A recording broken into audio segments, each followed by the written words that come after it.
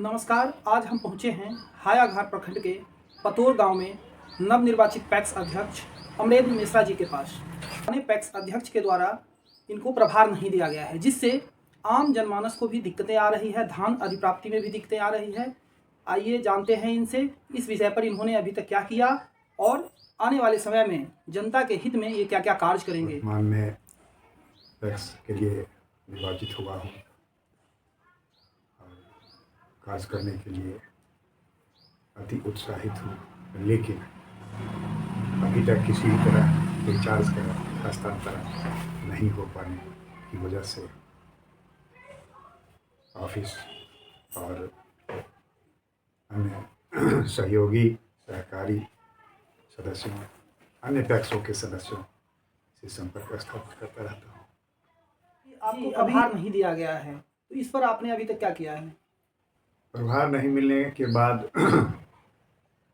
BCO साहब, DCO साहब, यहाँ तक कि JR साहब को आवेदन करने के बावजूद किसी भी प्रकार की जो सही स्थिति उत्पन्न नहीं हो पाई, तो DM को भी, दरभंगा DM को भी आवेदन कर चुका हूँ।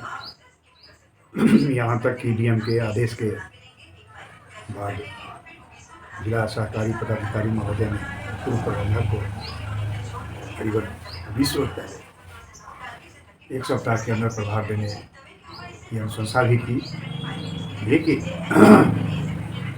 प्रभार पैक्स में प्रबंधक को दिया जाता है और प्रबंधक की अनुपस्थिति का मूल वजह पूर्व अध्यक्ष है, क्योंकि प्रबंधक उनका रिलेटिव है और दूसरे जिला से बिलोंग करता है, वो सुपौल का निवासी है। तो अपने कुटुंब को अपने ही घर पर रहने की अनुमति या आदेश या अपनी सुरक्षा हेतु या इस कारण से प्रबंधक को आने ही नहीं देते।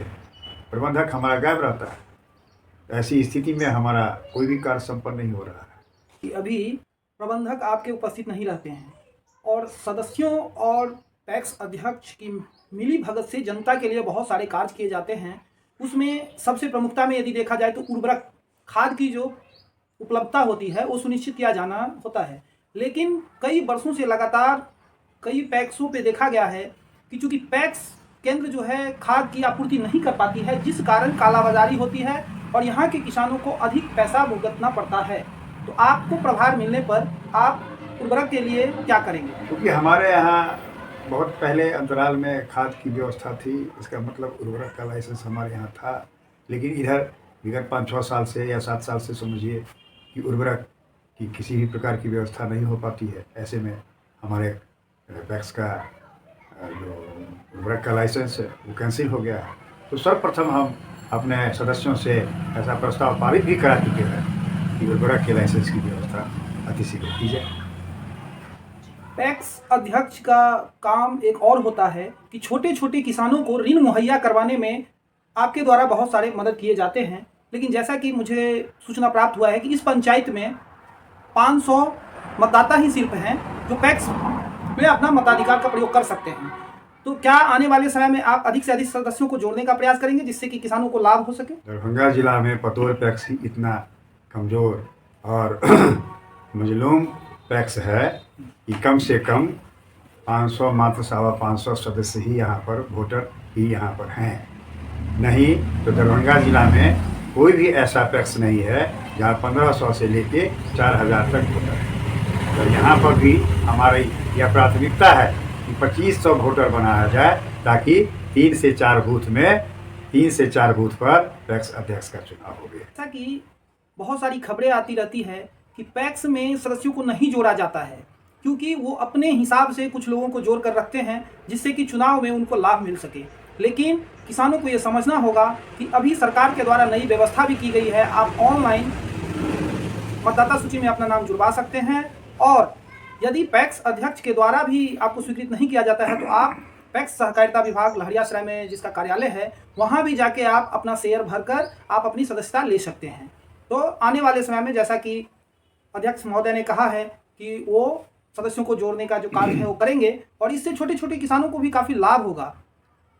रही बात धान अधिप्राप्ति की, तो बहुत सारे पैक्सों में देखा गया है कि कागज़ों पे ही इसकी भरपाई कर दी जाती है, जबकि किसानों के पास इसका लाभ नहीं पहुंच पाता है। इसके लिए आप क्या करेंगे? देखिए, बिहार में पैक्स की स्थिति धीरे धीरे बदतर हो गई। हम लोग 1982-84 के ज़माने के पैक्स के सदस्य हैं।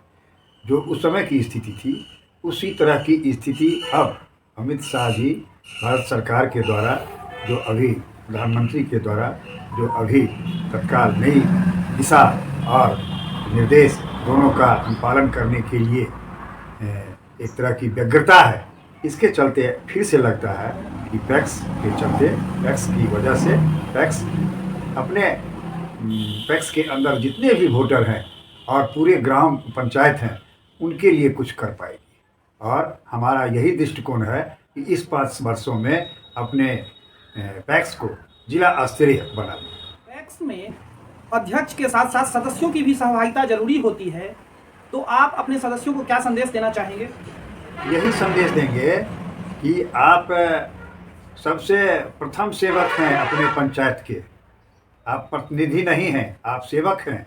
और जैसी ऐसी सेवा कीजिए कि वह परंपरा, पॉजिटिव परंपरा अग्रसित होवे और आपके गांव का विकास होवे। इसलिए जो भी अच्छा काम हो, जो वाजिब काम हो, उसको तुरंत लागू करवाइए।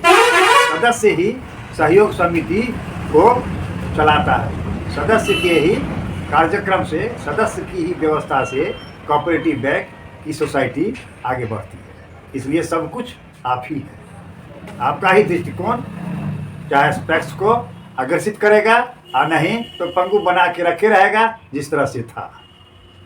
जी, तो जैसा कि आपने देखा कि अध्यक्ष महोदय ने सदस्यों को के लिए एक संदेश जारी किया है और ऐसे में सदस्यों को जो भी सुझाव है, जो अच्छे विचार हैं, वो अध्यक्ष महोदय के पास रखना चाहिए और उस पर क्रियान्वयन करना चाहिए, जिससे कि जनता को अधिक से अधिक लाभ मिल सके। आपसे एक सवाल है कि जैसा कि पूर्व अध्यक्ष महोदय के द्वारा आपको प्रभार नहीं दिया जा रहा है, तो इस पर आप क्या कहना चाहेंगे?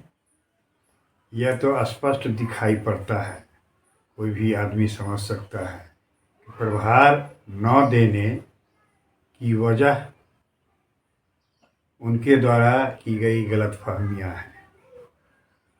अगर कहीं पर किसी तरह की गड़बड़ी या गलती या कमज़ोर स्थिति उनकी नहीं बनी हुई है तो प्रभार न देने की कोई बात ही नहीं है।